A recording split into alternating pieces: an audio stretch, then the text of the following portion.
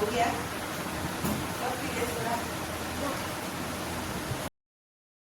हरे कृष्णा, राधे राधे। कैसे हैं आप सब लोग? उम्मीद करती हूँ आप सब बहुत अच्छे होंगे। आप सभी का फिर से स्वागत है मेरे एक नए ब्लॉग में। और आज का जो ब्लॉग है वो स्टार्ट हो रहा है दोपहर के टाइम से।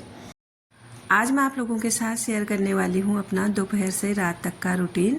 तो अभी आरुष स्कूल से पहुँचा है और इस साइड की ना मैंने लाइट ऑफ कर रखी है क्योंकि दोपहर के टाइम पे बहुत ज़्यादा गर्मी पड़ रही है आजकल।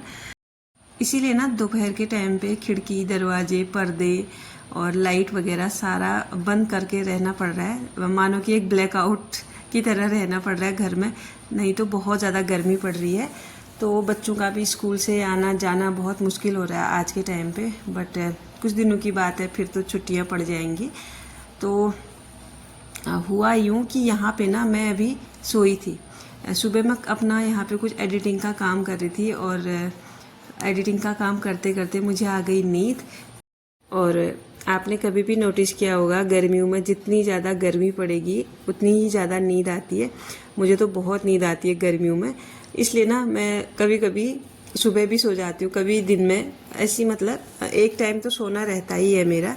तो यहाँ पे आके सबसे पहले ना मैं क्या कर लूँगी, अब खाना बनाने की तैयारी करूँगी क्योंकि थोड़ी देर में पूर्वी भी आ जाएगी। और उसकी छुट्टी हो जाती है 12:30 बजे और पूर्वी आती है 1:30 बजे। इसीलिए अब जब तक पूर्वी घर पहुंचेगी तब तक मेरा जो है खाना बन के रेडी हुआ रहेगा। तो अभी धीरे धीरे तैयारी कर लेते हैं। और किचन में तो ऐसा हो रहा है दोपहर में खाना बनाने के टाइम पे, क्या ही बोलूँ मैं आप लोगों को पता ही होगा। खाना बनाते बनाते किचन में मेरे छोटे मोटे काम चलते रहते हैं, जिससे कि थोड़ा सा टाइम सेविंग हो जाती है। और यहाँ पे आरुष भी मेरे साथ लगा हुआ है क्योंकि उसे भी ना स्कूल से आके सारी बातें मुझे बतानी होती हैं। और होना भी चाहिए, बच्चों को ये आदत होनी चाहिए ना कि जो भी बाहर हो रहा है वो घर में आके अपने पेरेंट्स से शेयर करें। क्योंकि आज का जो टाइम है ना वो बहुत ज़्यादा डिफ़िकल्ट टाइम है मेरे हिसाब से। क्योंकि आजकल बच्चों के साथ ना बहुत सारी चीज़ें बाहर होती हैं और इन चीज़ों को ध्यान में रखते हुए ना बच्चों के साथ थोड़ा सा घुलना मिलना, घुल के रहना सही है। तो यहाँ पे इतने में ना मैं खाना बना रही थी किचन में। मेरा एक पार्सल आ गया था, मैंने मीशो से कुछ मंगा रखा है अपने ठाकुर जी के लिए। तो बहुत टाइम से मैं ढूंढ रही थी बेड नहीं, मतलब जो सोफ़ा होता है उनके बैठने के लिए, वो ढूंढ रही थी। बेड तो मैंने बनाया है। तो यहाँ पे मुझे बहुत सर्च करने के बाद मिला है ये वाला सोफ़ा।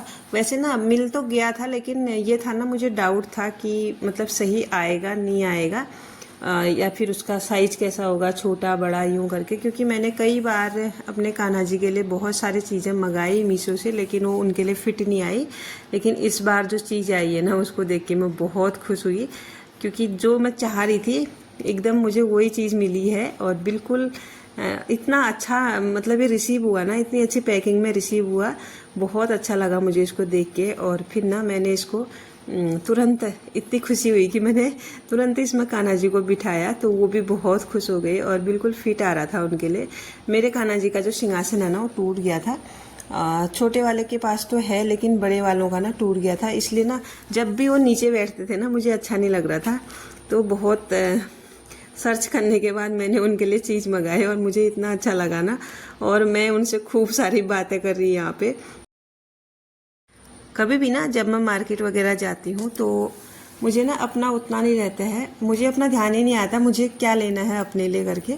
बट मुझे ना अपने कान्हा जी के लिए रहता है कि मैं उनके लिए क्या ले लूँ, क्या खरीदूँ जो उनको पसंद आए। इस तरह से मेरा यही भाव है।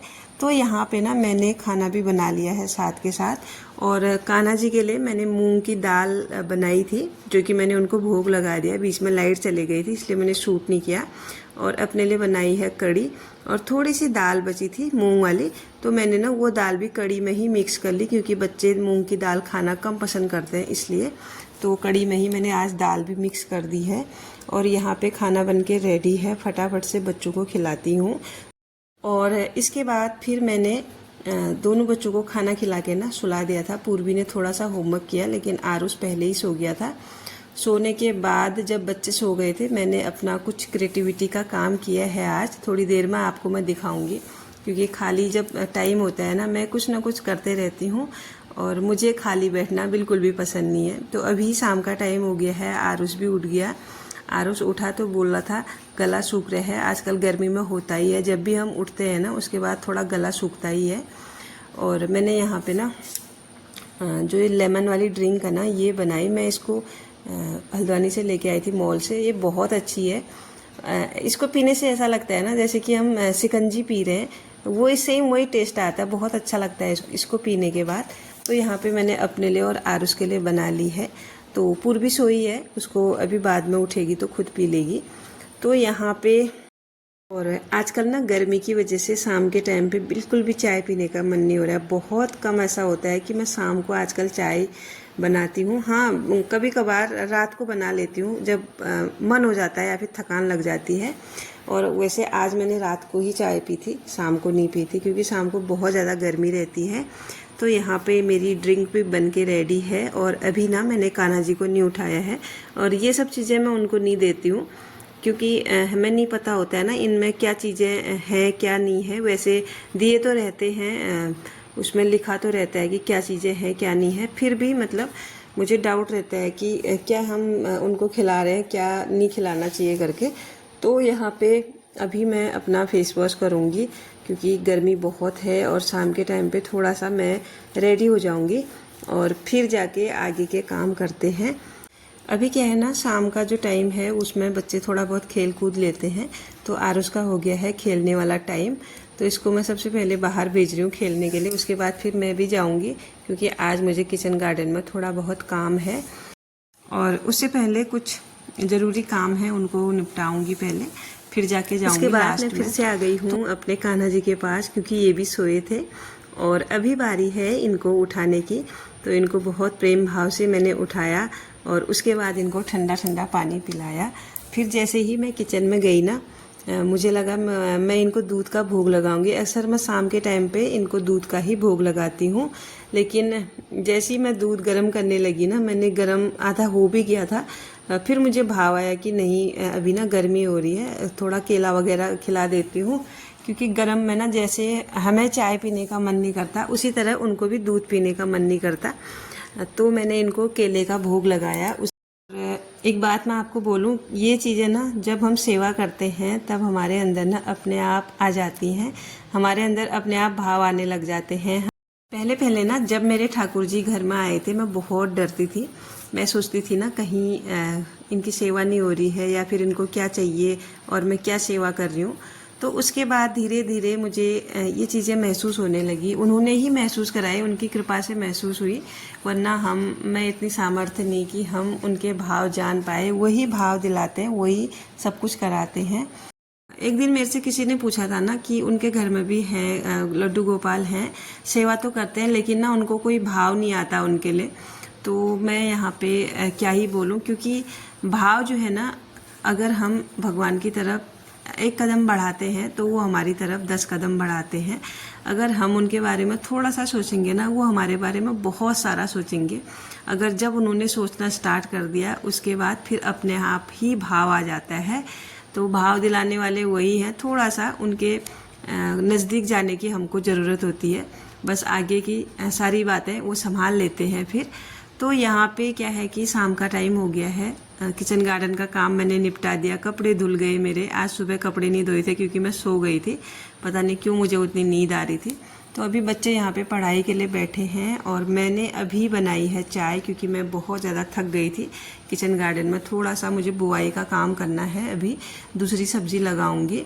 तो आज मैंने दोपहर में बनाया था, ये जो है किचन के लिए बनाया था। और ये कुछ मेरे पास आइसक्रीम स्टिक होती हैं जो वो हैं, ये शायद मुझे बबीता ने दी थी। तो ये कुछ बनाने के लिए उसने दी थी लेकिन मैं बना नहीं पाई, आज मैंने खुद के लिए बना दिया। तो यहाँ पे ये मैंने रेडी करके टांग भी दिया है यहाँ पे। मुझे अच्छा लगता है ये सब करना, मेरी हॉबी है मान के चलो, क्योंकि ये चीज़ें ना हमें आलतू फालतू कामों से, आलतू फालतू आदतों से बचाते हैं। मेरा तो यही मानना है, अगर हम कुछ कर पा रहे हैं तो बहुत अच्छी बात है, करना चाहिए खुद के लिए, खुद के घर के लिए। तो शाम वो रात का समय हो गया है, कान्हा जी के लिए मैंने भोग लगा दिया है। यूँ मान के चलो मेरी जो दिनचर्या है ना बहुत पॉजिटिव रहती है। सुबह से मैं अपने ठाकुर की सेवा में लगे रहती हूँ और रात तक। तो कितनी खूबसूरत सी दिनचर्या है। और आज मैं बनाने वाली हूँ अपने खाने के लिए आम की सब्जी या फिर आम का मुरब्बा, हमारे वहाँ तो आम खोड़े भी बोलते हैं। तो इनको मैं बनाने वाली हूँ। मैंने आम जो है कच्चे वाले बॉईल करके रखे थे, अभी मुझे इनमें छौंका लगाना है। और गुड़ मैंने बॉईल करके रखा है, अभी इसमें गुड़ का पानी जाएगा और इसको पकाऊंगी मैं। और जो इसकी रेसिपी है वो मैंने कई बार शायद आप लोगों के साथ शेयर की है, पिछले साल भी की थी। हर साल गर्मियों में मैं इसको बनाती हूँ और मुझे ये इतना ज़्यादा पसंद है कि जब ये हमारे घर में बनता है तो मैं इसी के साथ रोटी वगैरह खाती हूँ। सब्जी बना के छोड़ दी है, अब बारी है थोड़ा बच्चों के साथ बैठने की। और आज का जो ब्लॉग है अब उसको यहीं पे क्लोज करती हूँ। Thanks for watching. Radhe Radhe.